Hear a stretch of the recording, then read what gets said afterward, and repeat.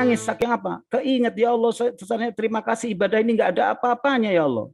Engkau itu maha luas. Tanaman yang kita pupuk, kita perlakukan dengan pendekatan presisi, itu hanya 3% bahkan kurang dari keseluruhan yang dikerjakan apa yang ada di dalam tanah, apa yang terjadi di ekosistem, sehingga terjadilah pertukaran-pertukaran oksigen, CO2, dan sebagainya.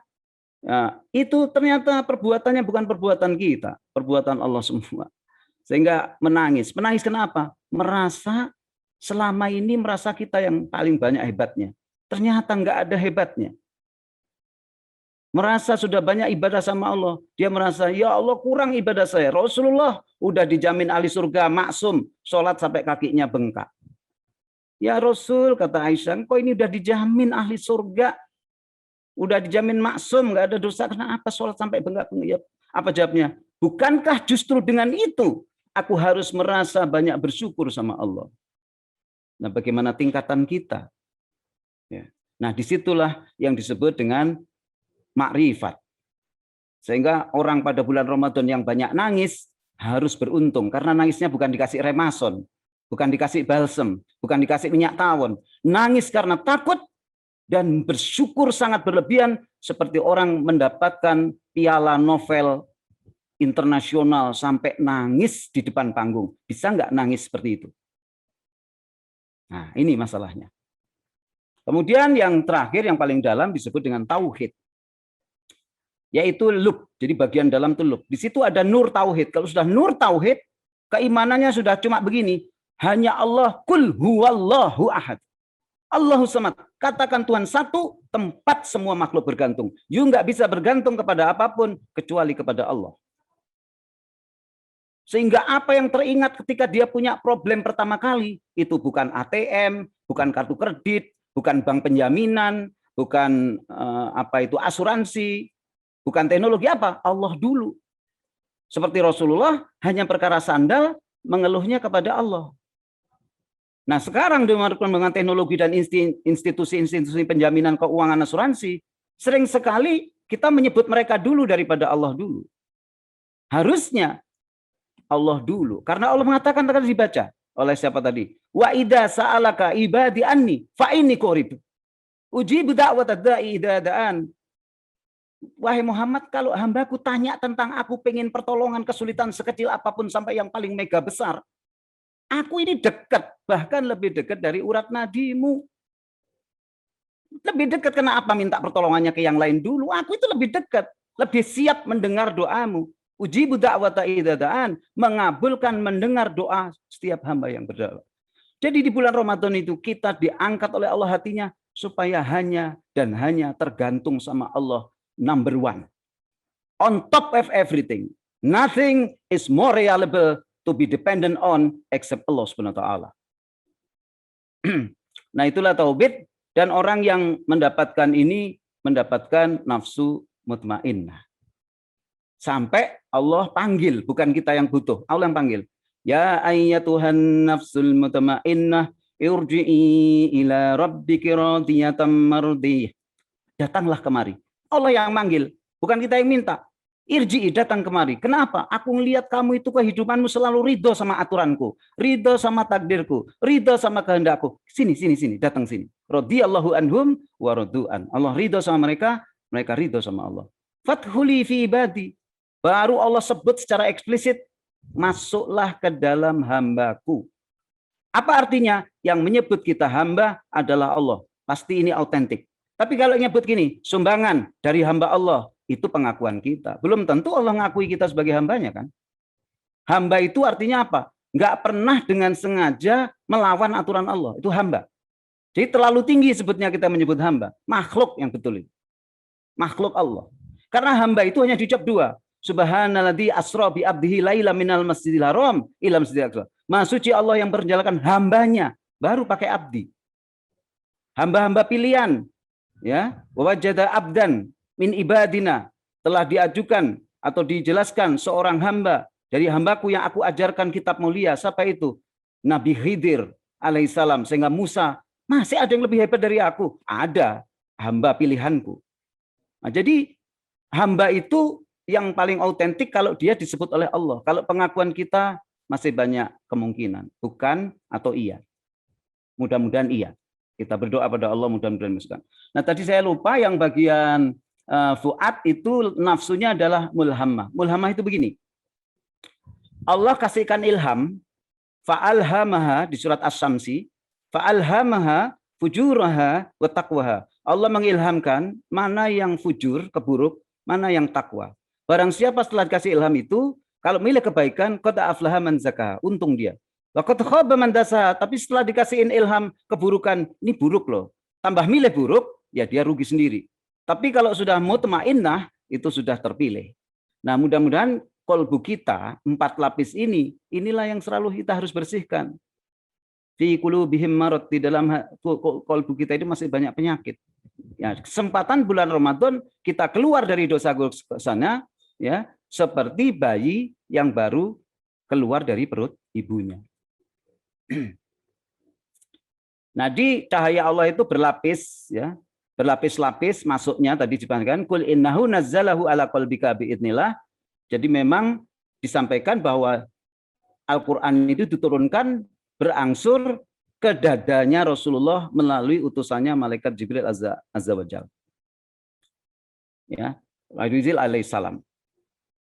Setajam, ya, jadi ini petunjuk serta berita gembira bagi orang beriman karena Allah mengizinkan menurunkan Quran dari Baitul Izzah ke dadanya Rasulullah selama 23 tahun.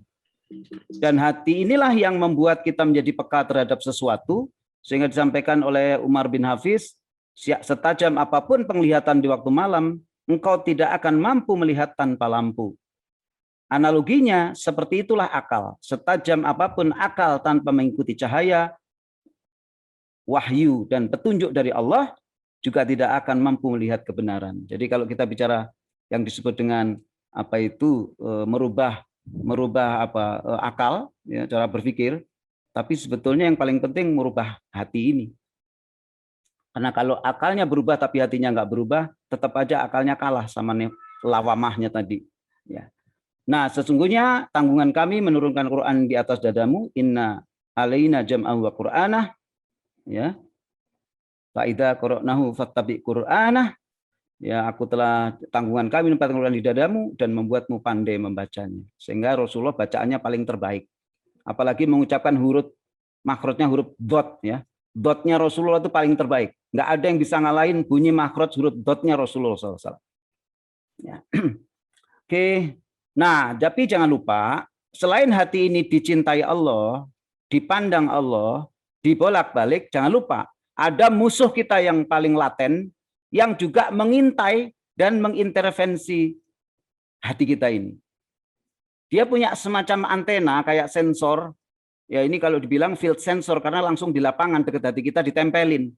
Kapan kita itu lengah sama Allah, lupa dari zikrullah, setan masukkan intervensinya. Jadi setan itu lebih peka, lebih teliti, lebih mendekati, lebih sempurna dari cyber physical system yang memonitor semua data. Dia memonitornya itu continuous, tidak diskret. Terus-terusan. Sehingga dikatakan dalam hadis, ma minkum man ahadat illa waqad wakana waqad wakala waqulu bihi qarinuhu minal jin au kama qol. Setiap orang di antara kalian telah diutus untuknya seorang korin, pendamping dari golongan jin. Nah, di mana di situ dijelaskan di Al-Qur'an. Wa may ya'shu an dzikrillahir rahmanu nuqayyid lahu syaitana fahuwa lahu qarin. Barang siapa yang berpaling dari pengajaran Tuhan yang Maha Pemurah, yaitu Al-Qur'an, kami adakan baginya syaitan yang menyesatkan, maka syaitan itulah yang menjadi teman yang selalu menyertainya. Disebut di sini fahuwa lahu qarin. Jadi setan korin ini lahir setiap turunan Bani Adam lahir. Makanya nggak ada orang nggak punya dosa. Kecuali Rasulullah, korinnya udah masuk Islam. Dalam hadis disampaikan, hanya Rasul yang disebut korinnya udah masuk Islam. Jadi hatinya punya desir jahat aja kagak. Kenapa? Karena nggak ada lagi udah. Kalau kita masih punya. Nah, disinilah diintainya kita. Si setan ini bisa manggil anak buahnya seperti semut nyerang manis-manisan yang kita simpan di tempat yang tinggi. Satu semut aja datang, nggak lama besok semutnya udah sak bajak. Nah, setan lebih cepat dari itu. Nah, di sini dijelaskan bahwa jin kafir dan juga jin muslim, namun saya keberadaan jin korin lebih didominasi oleh jin kafir. Jadi jin korin ini dominasinya jin kafir, sehingga besar kemungkinan korin menjuruskan kita ini. Bahkan lebih buruknya korin terkadang bersekutu dengan setan untuk menyesatkan tuannya, sehingga ada waswisu fisudurinas minal jinnati wan nas. Meskipun ia bertugas menyesatkan, akan tetapi korin tidak memikul dosa yang ditanggung oleh tuannya. Jadi dia yang melakukan intervensi, provokasi, tapi dia tidak menanggung beban dosa yang diprovokasi. Hal demikian ditulis dalam Quran surat Al-Kahf bahwa korin mengelak, ia telah menyesatkan tuannya. Mengelak, ia berdalih bahwa yang melakukan dosa tersebut adalah tuannya, bukan dirinya. Sehingga dikatakan di surat Al-Kahf, qala qarinuhu rabbana ma adghaituhu walakin kana fi dhalalim ba'id. Yang menyertai manusia berkata, ya Tuhan kami, aku tidak menyesatkannya, tetapi dialah yang berada dalam kesesatan yang jauh. Malah kita dituduh kita yang sesat yang jauh, padahal yang memprovokasi mereka. Nah, jadi oleh karena itu kita diingatkan bahwa sebetulnya yang buta bukan mata kita, bukan mata yang dua ini, tetapi adalah hati kita. Karena apa? Ternyata ainul basor ini nggak mampu yang 4 lapis tadi, nggak mampu melihat kebesaran Allah SWT, padahal Allah telah berapa kali menurunkan Al-Quran, menurunkan pelajarannya, permisalan kepada manusia, ya. Walaqad sarafna fil Qur'ani linnas, ya. Likulli masani linnas, ya. Wa kanal insanu aksaru syai'in jadala. Namun kebanyakan manusia itu ingkar walaupun berkali-kali diingatkan. Jadi mudah-mudahan pada hari ini kita bisa menjadikan bulan Ramadan ini hati kita 4 lapis itu hati yang nantinya menjadi hati yang menyebabkan kita disebutkan mutmainnah dan kita diwafatkan dalam keadaan husnul khotimah, sehingga mudah-mudahan kita menjadi ahli surga. Demikian yang bisa saya sampaikan. Mohon maaf. Aku lupa lihada. Wastaghfirullahi li wa lakum. Subhanakallahumma bihamdika asyhadu an la ilaha illa anta astaghfiruka wa atubu ilaik. Assalamualaikum warahmatullahi wabarakatuh. Pak Sofyan, mohon maaf Pak Sofyan. Ya, waalaikumsalam warahmatullahi wabarakatuh, Prof. Gudang atas penyampaiannya, terima kasih luar biasa sekali. Kanda Yunda yang saya hormati, ada 2 pesan yang disampaikan, pesan takwa dalam bulan Ramadan, yaitu pesan kebaikan yang turun dari Al-Quran dan kitab-kitab sebelumnya. Kemudian perintah puasa.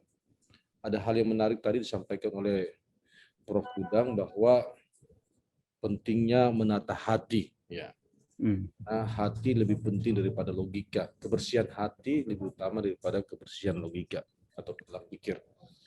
Dan ada beberapa lapisan-lapisan hati yang perlu kemudian kita ketahui tadi. Ada 4 lapisan yang di dalamnya merupakan bagian penting yang kita perlu ketahui. Namun hati juga ini berbahaya sekali ketika kita tidak mampu menatanya, karena ada intervensi yang dinamakan jin korin, gitu. Jin yang kemudian didominasi oleh jin kafir yang tidak bertanggung jawab atas segala intervensi yang dilakukan. Nah, saya kira dalam aktivitas keseharian kita, kadang-kadang memang kita merasakan kesempurnaan hati kita sudah ada, kemudian dalam perjalanan kita lagi dibujuk, ya, untuk beralih daripada konsistensi kita pegang, ya itulah kemudian intervensi jin korin. Ketika kita melakukan, maka dia tidak bertanggung jawab atas apa yang kita lakukan tersebut. Nah, sebelum saya persilakan kepada para Yunda, ya, Kanda, senior-senior saya dan kolega saya persilakan kepada Pak Haji Endang Baharudin, ya, untuk mungkin memberikan beberapa penyampaian, ya, sebagai tuan rumah juga, sekaligus juga mendengarkan tadi pesan-pesan takwa yang disampaikan oleh Prof. Gudang.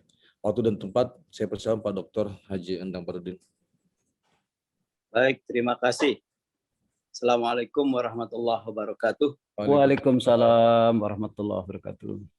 Alhamdulillah, wassalatu wassalamu ala rasulillah, wa ala alihi wa sahbihi wa mawalah, wa la hawla wa la quwata illa billah. As-sa'imin was-sa'imah rahimakumullah. Puji syukur kita panjatkan kehadirat Allah Subhanahu wa taala. Kita masih dikaruniai nikmat sehat wal afiat, sehingga kita masih bisa melaksanakan ibadah saum sampai dengan hari ini. Mudah-mudahan kita bisa menyelesaikan saum di Ramadan kali ini. As-Shaimin wa Shaimah, tadi materinya Pak Pundang itu luar biasa. Pendekatan sufi, pendekatan sufi membahas hati begitu dalam. Kita biasanya memahami hati itu cuma qalbun aja satu, tapi ternyata begitu luar biasa sampai kepada tingkat yang tertinggi. Saya bukan menambahkan, saya mau ikutan aja, Pak Undang. Mohon maaf tidak untuk menambahkan, cuma ikutan bicara karena oleh moderator tadi disuruh ngomong ya ngomong pula lah. Begini, sebetulnya kita dilahirkan oleh Allah tidak punya pengetahuan apa-apa. Wallahu akhrajakum min butuni ummahatikum la ta'lamuna syai'an. Semua kita dilahirkan oleh Allah dari rahim ibu itu tidak tahu apa-apa. Ternyata Allah beri potensi untuk bisa kita tahu. Wa ja'alakum sam'a wal absar wal afidah la'allakum tashkurun. Allah memberi potensi bahan untuk bisa mengembangkan diri. Pertama, sam'a wal absar. Ini adalah pendengaran dan penglihatan adalah dua indera yang begitu penting untuk membantu akal bisa memahami sesuatu. Apa yang didengar dan apa yang dilihat. Jadi dari sam'a wal absar inilah orang bisa menemukan ilmu pengetahuan secara luas. Meskipun memang kalau hanya mengandalkan sam'a wal absar, mengandalkan indera saja, yang ini sebagai alat otak untuk bisa memahami, bisa memahami sesuatu, tetapi sangat terbatas pengetahuannya kepada hal-hal yang bersifat tampak. Tampak bisa diukur oleh indera. Oleh karenanya biasanya orang menyebut pengetahuan ilmiah itu pengetahuan yang salah satunya bisa diindrai. Ya, yang bisa diindrai, yang tidak bisa diindrai tidak bisa, bukan suatu yang ilmiah. Sehingga ada orang yang mengatakan ada orang yang berpikir apa istilah mereka itu. Dia mengatakan bahwa di alam akhirat itu ada di dalam kubur itu ada siksa, ada kebahagiaan. Padahal notabene mereka belum memahami. Padahal notabene mereka belum pernah mengalami. Ya, sulit itu untuk bisa paham itu. Kenapa? Karena hanya mengandalkan otak yang dibantu oleh indera saja. Nah, padahal Allah memberikan satu yang diabaikan, fuad, yang tadi oleh Pak pembicara kita sangat sampaikan itu secara sufisme itu sangat bagus. Fuad ini hati. Makanya Rasul mengatakan al iman hahuna. Iman itu di sini. Modalnya adalah qalb yang bisa memahami tentang hal-hal yang gaib. Makanya kita berpuasa target takwa, salah satu indikator takwa adalah yu'minuna bil ghaib. Iman kepada yang gaib. Yang gaib itu Allah tuh gaib. Alam kubur gaib, alam akhirat gaib. Nah, kalau orang hanya mengandalkan kepada akal saja yang bersumber pada sam'a wal absar, ya itulah bisa jadi ateis mereka, ya, atau komunis. Kenapa? Karena tidak mengandalkan fuad. Nah, orang kita dianjurkan oleh Allah, diperintahkan Allah untuk menggunakan semua potensi ini sehingga kita bisa memahami bukan hanya yang terindrawi tetapi juga kita harus memahami sesuatu yang di luar itu. Nah, kita berharap ini sekedar ikutan ya Pak Gudang. Iya, saya Pak. berharap ya, terima kasih, Masya Allah, luar biasa. Aja. Mudah-mudahan ya kita bisa memanfaatkan semua potensi yang Allah berikan kepada kita untuk lebih tadi mengenal sehingga kita menjadi orang yang nafsul mutmainnah. Ketika dipanggil oleh Allah, kita dalam keadaan baik, dan saum ini bisa kita manfaatkan untuk kita menjadi orang yang fitrah. Nanti ketika Lebaran Idul Fitri, kita semua menjadi kembali ke alam fitrah. Terima kasih. Assalamualaikum warahmatullahi wabarakatuh. Jazakallah khairan katsirah. Jazakallah. Waalaikumsalam. Luar biasa Pak Dr. Bahrudin atas penyampaian dan tambahannya, melengkapi apa yang kemudian disampaikan oleh Prof. Gudang tadi. Saya pikir ada beberapa hal juga pertanyaan dari para senior saya, Yunda Kanda, dan para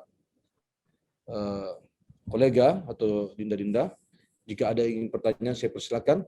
Karena waktu 15 menit lagi mungkin dipercepat ya. 2-3 pertanyaan dipercepat, tidak perlu lama-lama intronya, tetapi singkat, padat, dan kita berikan nanti kepada Prof. Guna untuk merespon dari pertanyaan Kanda Yunda dan para adinda yang berbahagia. Saya persilakan kalau ada pertanyaan. Monggo.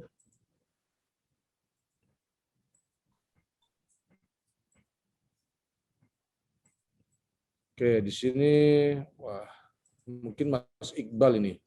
Mas Iqbal ada ini Mas Iqbal. Sepertinya Mas Iqbal ini banyak. Dari itu Prof. Ahmad Sulaiman kelihatannya mau ada komentar. Oh, ada. Ya. Aduh, Prof. Ahmad. Silakan Prof. Ahmad Sulaiman, silakan. Prof. Ahmad, kemudian kalau ada Dinda Iqbal nanti saya persilakan nanti ya. Ya, silakan Prof. Ya, terima kasih. Assalamualaikum warahmatullahi wabarakatuh. Waalaikumsalam warahmatullahi. Sangat menarik apa yang dipaparkan Prof. Kudang, juga tambahan komen dari Ahi Bahrudin. Cuman mungkin saya tergelitik ya kaitan dengan tadi nafsu mutmainnah ya, kaitannya dengan bagaimana kita bisa husnul khotimah, istiqomah kemudian husnul khotimah gitu. Itu bagaimana ya? Karena saya melihat begitu beberapa orang yang kita kagumi ya luar biasa pemahaman terhadap Islamnya, dan dia memberikan tausiah bagaimana kita menjaga iman kita gitu. Namun di akhir ini di era yang sekarang penuh kegalauan ini begitu ya, tiba-tiba dia menentang apa yang diucapkannya dulu gitu. Ini kira-kira apakah faktor foreign atau apa begitu? Saya sebenarnya terkaget-kaget lah, mungkin Bapak Ibu menyaksikan lah. Banyak tokoh-tokoh kakak kanda kita juga gitu ya, yang sangat kita hormati gitu. Tapi ketika muncul di dalam ini antara pilihan, kita mau tetap istiqomah di jalan agama, atau demi kekuasaan, atau mungkin dia punya niat lain yang kita tidak tahu, sebetulnya juga ingin berjuang dari dalam atau bagaimana gitu. Termasuk juga di kalangan kita akademisi, kita mengorbankan fitrah kita. Fitrah kita kan cenderung kepada kebenaran begitu. Nah, tapi kelihatannya gitu itu dikorbankan sekarang gitu. Kira-kira fenomena ini bagaimana Prof. Kudang begitu, dan bagaimana kita ingin tetap ya apa yang kita yakini selama ini kita kebawa nanti sampai akhir itu kita tetap istiqomah dan akhirnya kita mendapatkan husnul khotimah, karena itu yang kita harapkan. Saya kira demikian. Assalamualaikum warahmatullahi wabarakatuh. Assalamualaikum. Tuh dalam juga nih Prof. Iman ini. Sangat dalam ini, mempertanyakan ini perubahan di tengah jalan, kemudian definisi apa namanya husnul khatimah. Iya, ini sangat benar sekali. Kita nanti stop dulu ya, disabar. Nanti kita tampung lagi 2-3 pertanyaan kalau juga ada dari Kanda Yunda dan adinda-adinda saya persilakan. Ada pertanyaan lagi? Mungkin tadi saya persilakan ya. Ya. Bang Iqbal Boleh mungkin deh, tadi. ini deh. Oh ada, silakan. Yunda silakan, Yunda Linda silakan. Iya, Ya. mumpung ada Pak Kudang. Assalamualaikum warahmatullahi wabarakatuh. Mohon izin Waalaikumsalam warahmatullahi. dinda-dinda semua. Saya sekarang ini sudah masuk periode jadi nenek-nenek nih Pak Kudang ya. Nah, saya ingin bertanya khususnya terhadap anak-anak saya yang sudah mandiri sebetulnya, sudah menikah dan sudah berumah tangga. Saya perhatikan dengan kesibukan duniawi mereka itu kok saya merasa ya misalnya karena kecapean jadi kayak nggak taraweh, nggak tadarus, padahal waktu mereka masih di Ummul Qura dulu khatam bisa sampai 3 kali gitu ya Pak ya. Nah itu apa yang salah ya Pak Kudang ya? Maksud saya kan apakah saya sebagai ibu masih harus terus mengingatkan mereka? Pertanyaan pertama. Yang kedua, rasanya katanya basic itu ditanamkan ketika mereka kecil tuh sesuai dengan ini, rasanya sih artinya sudah cukup lah, nggak cukup sih nggak kali ya, artinya sudah disekolahkan di tempat yang Islamnya baik begitu ya. Waktu muda mereka baik, tapi kan kemudian ada proses ya Pak ya, mereka sekarang sudah punya dunianya sendiri, punya kehidupannya sendiri begitu. Jadi saya juga masih agak sedih ketika giroh mereka tuh tidak seperti waktu mereka muda gitu ya. Nah, peran kita sebagai orang tua gimana ya Pak ya terhadap anak-anak yang sudah berkeluarga? Mohon maaf, terima kasih Pak.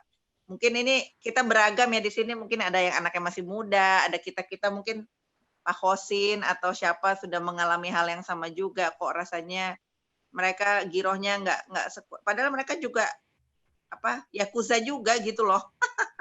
Ya, mohon izin Pak Kudang, mohon bimbingan. Terima kasih Bang Sofyan. Terima kasih Yunda. Luar biasa ini pertanyaannya mengingatkan kita ini supaya jangan lupa akhirat, ingat duniawi terus ya. Ya sampai kemudian tidak tadarus, tidak qiyamul lail, subhanallah, astagfirullahaladzim. Baik, Prof. Kudang, saya kepingin bertanya juga nih. Jadi saya kepingin bertanya nih. Ya. Ini di antara 5 lapisan, ya. 4 lapisan. 4 lapisan, sorry. 4 lapisan. Ya. Mana yang paling kritikal, Pak Kudang? Artinya kritikal yang saya maksud tadi itu adalah ketika intervensi jin korin itu masuk ke dalam tubuh kita untuk kemudian mengalihkan kita untuk istiqomah konsisten di dalam berbuat kebaikan ya. Karena banyak kali tadi mungkin ya saya juga menyadari juga terkadang Prof. Kudang, waduh ini di dalam rumah, waduh semangat kan, girohnya luar biasa. Pas keluar melemah lagi. Ini sebenarnya komponen hati kemana yang paling kritikal yang harus dipertahankan, kemudian itu harus dilatih supaya kemudian dia istiqomah ke depan. Iya. Baik, saya kira pendahuluan itu dulu karena juga waktu. Saya silakan kepada Prof. Kudang. Baik, terima kasih. Saya belum tentu bisa menjawab dengan baik ya, atau mungkin dengan akurat. Alhamdulillah saya punya guru ini yang baik-baik, termasuk tadi Pak Barudin, alhamdulillah yang banyak mencerahkan ya. Nanti mungkin juga beliau bisa menjawab apabila dari ini masih perlu lagi klarifikasi atau penjelasan lebih mudah diterima. Saya sendiri mungkin banyak kelemahan. Baik, yang pertama Pak, sebetulnya masalah keselamatan kita, kenapa di dalam trajektori kehidupan ini selalu begitu, karena kan ya muqallibal qulub, Allah itu yang membolak-balik iman, hatinya naik dan turun. Nah, yang kecelakaan kan kalau diwafatkan dalam keadaan kulminasi hati di global minimal. Di yang parsial minimal aja itu udah rugi, apalagi di global minimal. Bisa-bisa kalau pakai sistem kartesian, dia hatinya negatif, lagi banyak ingkar sama Allah, jadi negatif. Kalau dia masih DC yang tak rata, itu masih di atas 0. Tapi kalau turunnya iman itu sudah imannya negatif, sampai ingkar kepada Allah, bisa jadi wafatnya dia dalam keadaan keluar dari agama. Ya, keluar dari agama. Naudzubillah min dzalik. Sebagai contoh, dia hanya menyatakan bahwa Allah itu tidak menyayangi saya. Allah nggak punya rasa kasih sayang kepada saya. Saya sudah berdoa, saya sudah tidak mau lagi ngomongin agama. Begitu dia mengucapkan, ada di penggal kehidupannya dia tidak mau memasukkan agama sebagai kehidupan, disitulah jin korin tadi. Nah, ini mumpung ada segmen waktu dia tidak mau ngomongin agama, kita masuk yuk di situ. Dia bisa mati dalam keadaan tadi ya. Sehingga ya su'ul khotimah. Nah, itu makanya pesannya wala tamutunna, jangan kamu mati. Wong mati kok dilarang? Yang dilarang bukan matinya, tapi mati dalam keadaan tidak taslim, tidak taat sama Allah. Nah, ketaatan sama Allah tadi yang ditanyakan sama Prof. Ahmad Sulaiman, bagaimana supaya ke sana? Ini sebetulnya tarbiyah buat kita, Pak. Jadi gini, kita makanya nggak boleh sombong. Sama orang yang sekarang lemahnya iman, kita nggak boleh sombong, kita lebih baik. Sama orang kafir, kita nggak boleh sombong. Kenapa? Karena sebelum kita sampai ajal, kita itu nggak tahu trajektori kita itu pada yang mana. Kalau kita sudah sampai ajalnya itu baru tahu kita itu husnul, barulah dia bersyukur. Sehingga bagi orang yang selalu memelihara ketaatan sama Allah, dia nggak pernah merasa lebih hebat dari siapapun. Sama orang yang dia anggap kok akhlaknya nggak bagus, kafir.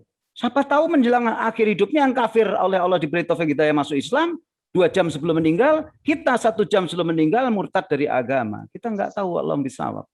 Karena ya, jadi ini pelajaran sebetulnya. Kenapa ada ini? Karena Allah punya kurikulum sama kita.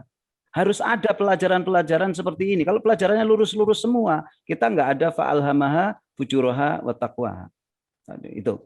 Nah, yang ketiga, Allah sudah ngasihin caranya. Caranya gampang. Ya, caranya gampang. Pilih suatu lingkungan yang membuat Anda selalu dalam ketaatan. Wa'tasimu bihablillahi jami'a wala tafarraqu. Pegang tali agama Allah. Nah, ketika kita melihat apa itu tali agama Allah, yaitu ajaran agama. Ajaran Allah Subhanahu wa taala, yaitu dari kitab-kitab, yaitu salah satunya yang terakhir adalah Al-Qur'an ini. Pegang, lu gimana megangnya? Kita kan nggak hidup di zaman Rasulullah, nggak ketemu Rasulullah.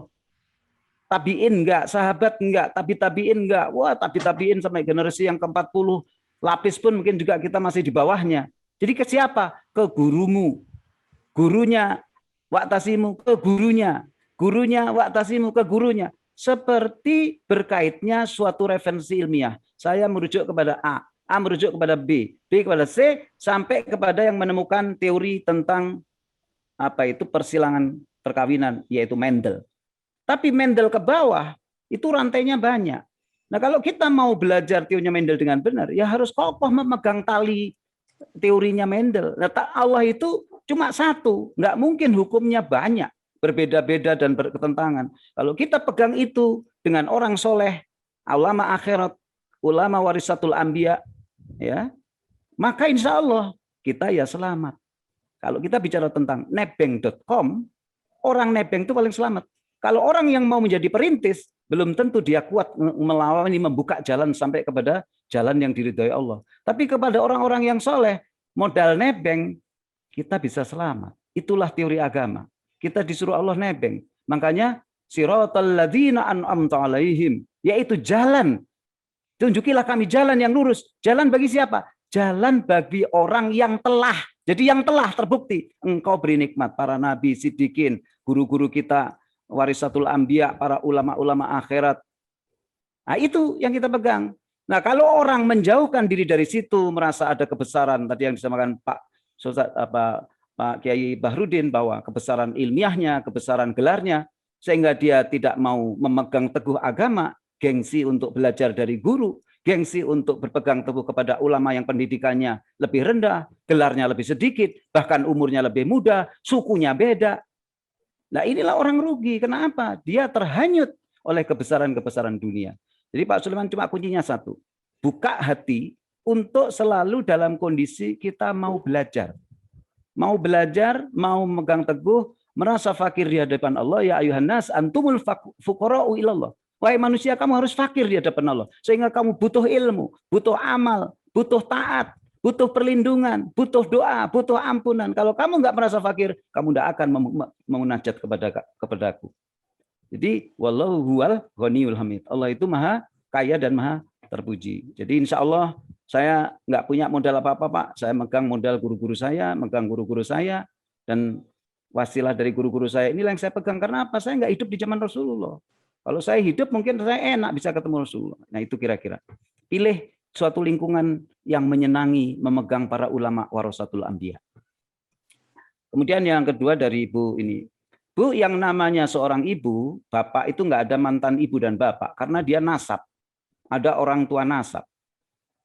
Tapi kalau mantan istri ada, tapi mantan anak nggak ada. Sehingga surat Tahrim ayat 6, ku anfusakum wa ahlikum naro wa quduhan nas wal hijarah uiddat lil kafirin. Jagalah dirimu dan ahli warismu, anak-anakmu, anak asuhmu, murid-muridmu yang kamu asuh, kamu bimbing. Nah, bukan hanya anak nasab ya, anak-anak angkat, anak yang kamu didik, yang kamu rawat. Nah, untuk apa? Yaitu ajarkan kebaikan. Nah, ibu doanya nggak pernah terputus. Doanya langsung diijabah tanpa ada hijab di antara Allah dengan dia selama dia mengucapkan sholawat. Ya, sehingga kalau ibu itu nggak pernah putus asa sama Allah, dia adalah tetap ibu, nggak ada mantan ibu. Jadi tidak ada istilah anak besar kecil, dia anak. Kalau salah ingatkan, walaupun dia punya cicit, ibu harus mengingatkan. Karena Allah berkata, ya, khairun ummati ukhrijat linnas ta'muruna bil ma'ruf. Jadi kita bisa kehilangan suatu rumah tangga yang terbaik kalau sudah hilang sifat amar ma'ruf nahi mungkar, sungkan sama anak karena anaknya lebih hebat, biayain hidup kita sehingga kita kehilangan kemampuan untuk memberi nasihat, mengingatkan padahal jelas-jelas di mata kita anak itu salah. Apalagi Rasul pesan kepada seorang ibu 2 hal. An-nisa'u madrasatu lil aulad. Wanita itu madrasahnya anak-anak. Jadi kalau madrasahnya ini kita tutup karena kita tidak meranggap ibu lagi, itu anak celaka. Jadi ibu harus besar hati, doain terus, nasihatin dengan cara yang terbaik. Ibu pasti tahu apa yang terbaik untuk anaknya karena pernah mengalami didik dari kecil. Jadi unsur psikologi dan sebagainya ibu sudah paling tahu. Yang kedua apa? An-nisa'u imaddudin au kamakol. Wina itu adalah an-nisa'u imaddul balad. Maaf kalau yang imaddudin sholatin. Wanita itu kata Rasul adalah tiangnya suatu negara, negara rumah tangga dan negara beneran. Kalau di negara itu wanitanya rusak negara itu pasti. Nah, rumah tangga ibunya bagus, wanitanya bagus, anak-anaknya bagus juga. Coba lihat kita, Nabi Nuh, istrinya ngelawan, anaknya ngelawan. Tapi Nabi Musa, walaupun diambil anak oleh keluarga Fir'aun, istrinya Siti Asyiyah, wanita mulia, ya jadi nabi. Ya. Demikian juga yang kaum Lut, yang istrinya Nabi Lut. Istrinya juga begitu, nggak bagus akhlaknya, anaknya nggak bagus. Jadi seorang ibu penting untuk terus jangan berputus asa dari rahmat Allah. Ibu seperti itu. Nah, bahwa ada hadis mengatakan setiap anak itu, setiap manusia dididik dan dipersiapkan di zamannya. Ya nggak bisa sama. Allah nggak mungkin dan mengutus Nabi Adam ngomongin soal ICT. Allah sudah mempergilirkan kan, nanti turunannya ada yang ngomongin ICT. Kata-kata ICT, kemudian kata-kata cyber physical space, udah ada di Lauhul Mahfudz semua. Cuma Allah pergilirkan. Adam urusan ini, Nabi Ifrit urusan ini, Nabi Ziz urusan ini, Nabi Ibrahim urusan ini, terus sampai zaman kita, ya alhamdulillah kita pada generasi sudah Industrial Revolution 4.0. But it's nothing new karena sudah ada dalam skenario sutradaranya Allah di Lauhul Mahfudz. Sehingga sekarang yang paling penting kita bagaimana Bu sama anak kita doain terus. Kita doain terus. Karena doa yang paling manjur adalah ibunya. Nomor 2, bapaknya. Ketiga, gurunya dia. Orang tua akhirat. Jadi orang tua kita itu punya 2. Orang tua nasab sama orang tua akhirat. Yaitu apa? Guru agama, Bu.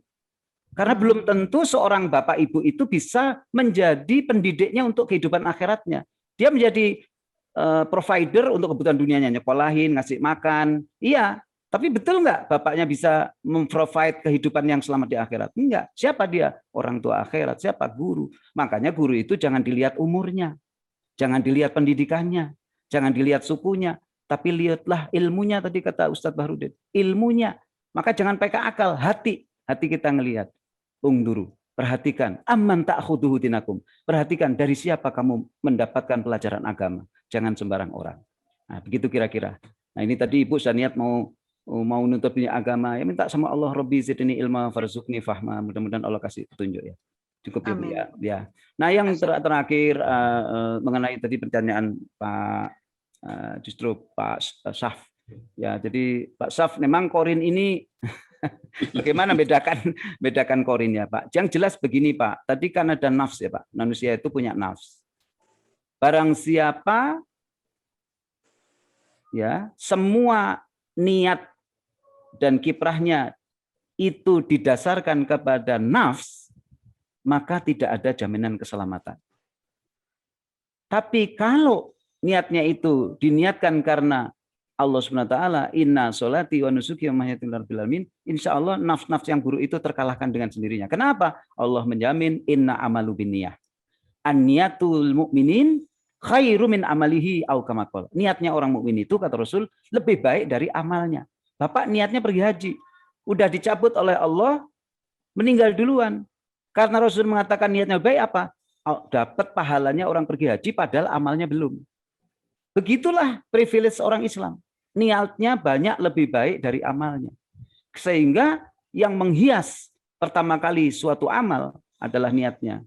Jadi paling enak begini Pak, saya diajarin ada seorang sahabat dekat itu gara-gara dia diintup kalajengking kakinya.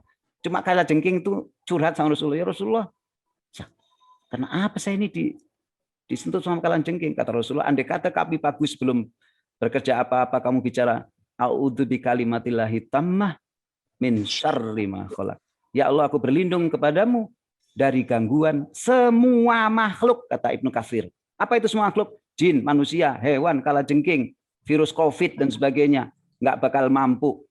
Nggak bakal mampu. Tapi kalau enggak, bila lu pakai master 99 tumpuk, faida qada amrong fa innama yaqulu lahu kun fayakun. Jadi aja. Allah nggak bisa dihalangi dengan perlengkapan teknologi. Tapi Allah bisa mengasihi hamba melalui pendekatan kita makrifat, taslim, ya, taat sama Allah, baru Allah akan kasih jalan. Nah, kira-kira demikian Pak. Jadi daripada kita mikirin mana duluan apa itu korin dari kita lebih baik sekarang berlindung aja sama Allah. A'udzu bikalimatil tammati min syarri ma khalaq. Itu baru berlindung. Bagaimana kalau Pak Syaf di bulan Ramadan memperbanyak baca Quran? Kalau memperbanyak Quran, otomatis yakin pertahanan tubuhnya akan baik. Wa nunazzilu minal Quran ma huwa syifa wa rahmatul lil mu'minin wa la yazidud dhalimina illa khasara. Demikian ya Pak Syaf ya, mudah-mudahan bulan Ramadan ini kita lebih banyak waktu untuk mengkaji Quran, Amin, ya Allah. Quran supaya dapat pahala dan mendapatkan kesehatan lahir dan batin.